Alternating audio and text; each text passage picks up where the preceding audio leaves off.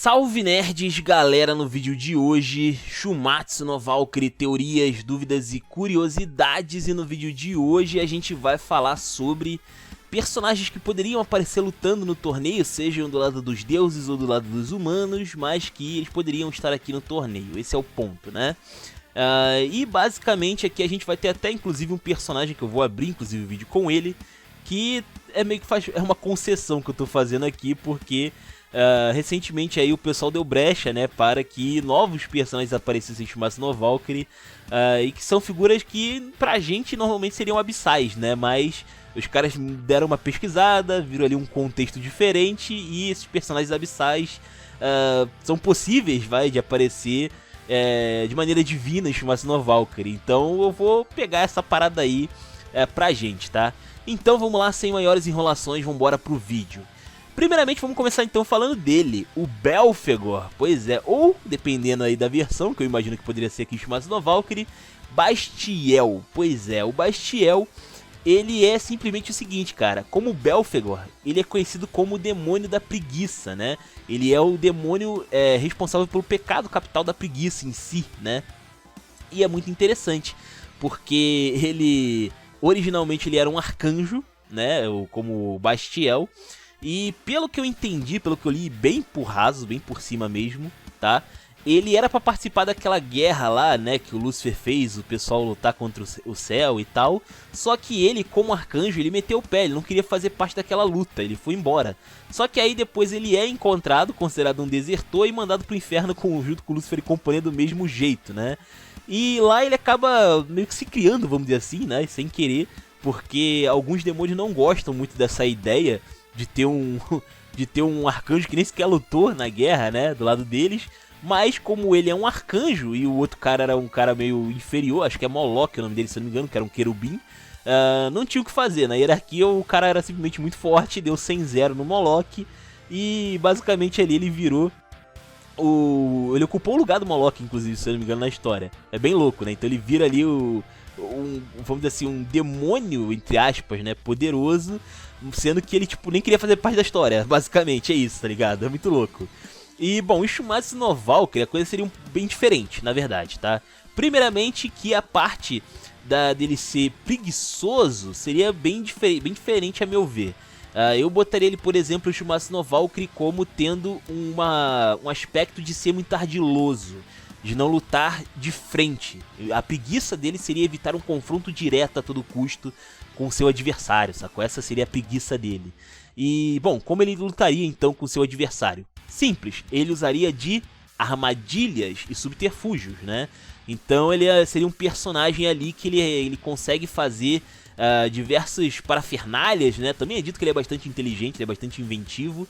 E ele conseguiria então bolar ali alguns planos, algumas táticas, né, pra conseguir de alguma forma ali atrasar e ferrar com seu inimigo sem necessariamente um confronto direto, sacou?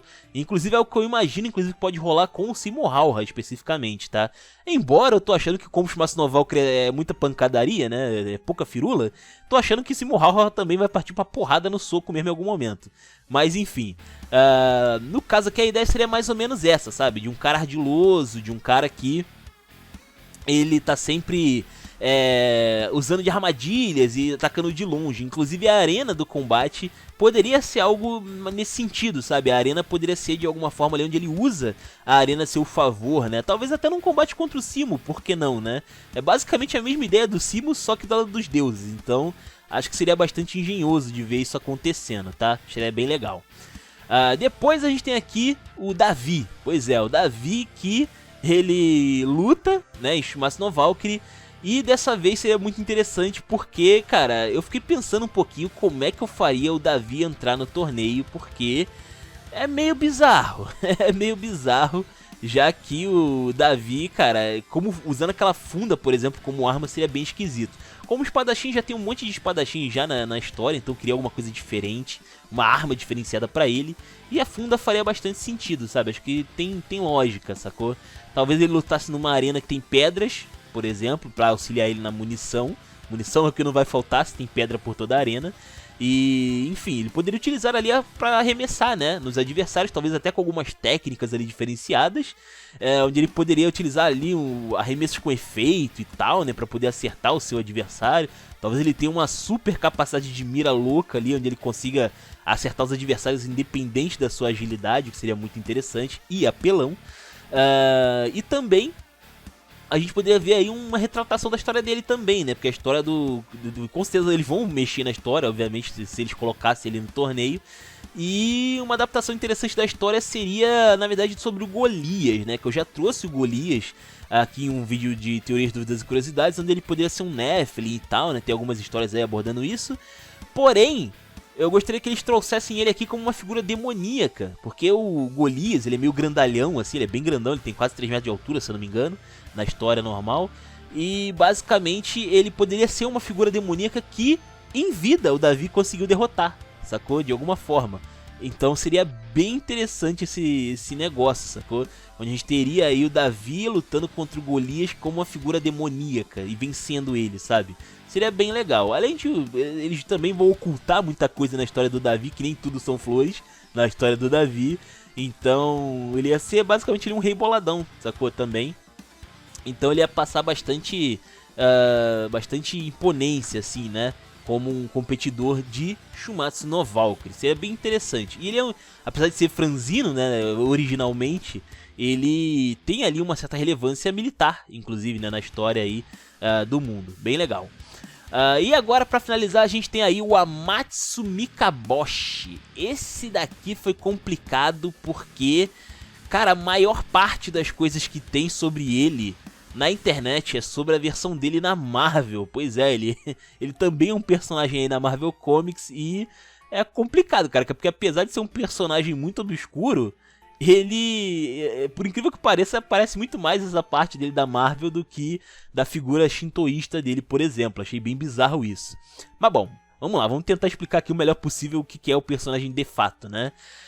Basicamente, o Amatsu Mikaboshi, ele é uma figura obscura, né? Ele seria ali uma espécie de aspecto sombrio do caos. Ele seria um aspecto do caos, basicamente, aqui. E ele não é muito chegado a pessoas, né? Ele é um inimigo, né? Ele é contra a humanidade. Ele é totalmente hostil com a humanidade na mitologia normal dele.